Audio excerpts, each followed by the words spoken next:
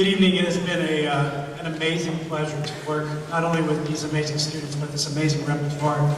The last 2 weeks, some amazing orchestral faculty, each who are amazing professionals in their field, working with each section of the orchestra. And really, I mean, their individual work in this ensemble has made this monumental work possible in performance by these young students. I'd just like to ask them to stand and recognize our orchestra faculty for this week. Thank you all very much.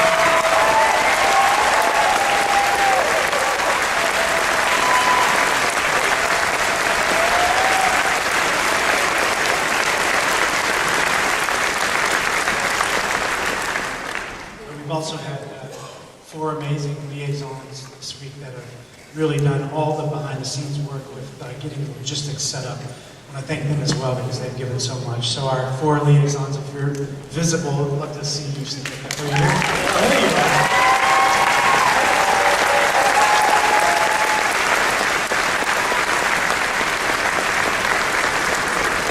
And this amazing orchestra, I mean, I've worked with a lot of groups this age, and never have I worked with a group that's had the level of intensity, complete work ethic, every day. I mean, we have just been beating them every day, this music into them, and it's just been nonstop. And the more we do that, the more they're just like, bring it. And it's been a real pleasure to work with them. And I want to thank you, before we get into this, for all the work this last 2 weeks.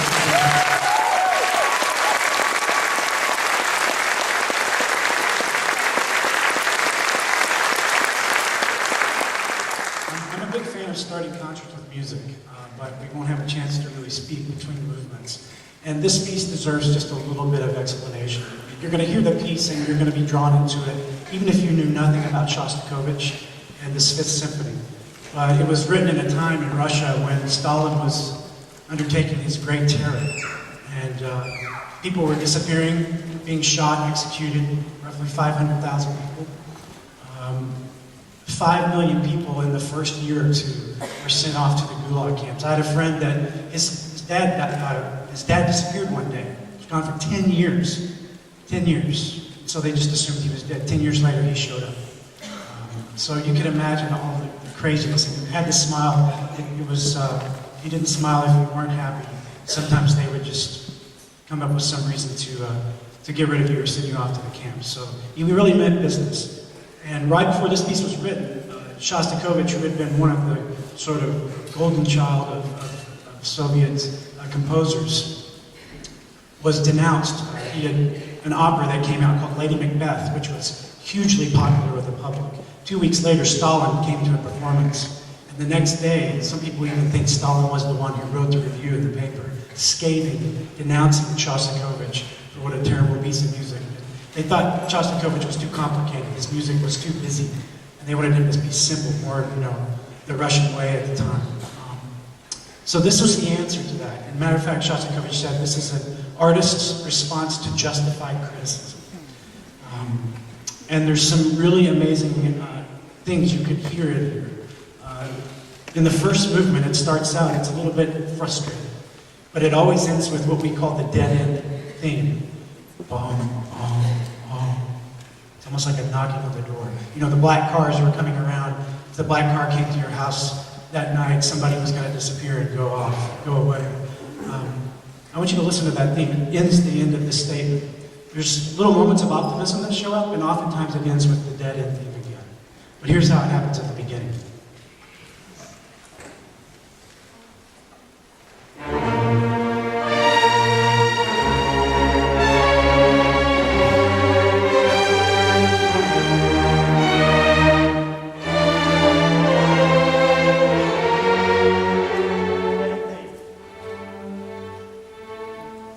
Comes back over and over and over again in various places. It also comes back at the end of the symphony. The end of the symphony, which you think is heroic, has this sort of twisted way about it. It's heroic, he talked about forced joy, being forced to be happy, smile or die. This is how it happened at the end.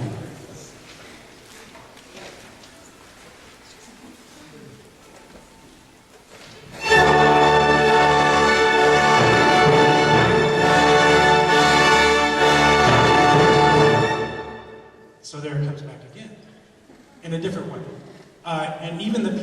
on sort of this unison. It's not a happy major chord, and you'll hear this twisting of chords. Just when you think things are happy, it's like a memory, and then it gets twisted away. The third movement, I think, is very important to talk about, and that is you're going to hear some.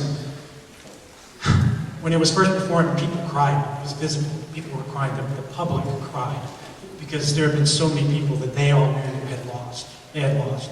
And in some ways, this third movement represents a requiem in a way.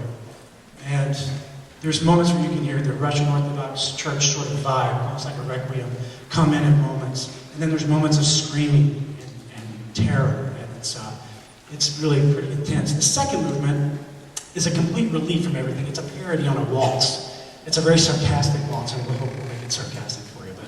But in the end, again, it's sort of joyful with question marks. So hopefully, I don't even want to say enjoy this piece. You'll enjoy the piece, but it's going to take you on a journey. It certainly changed our lives. Hope you enjoy it.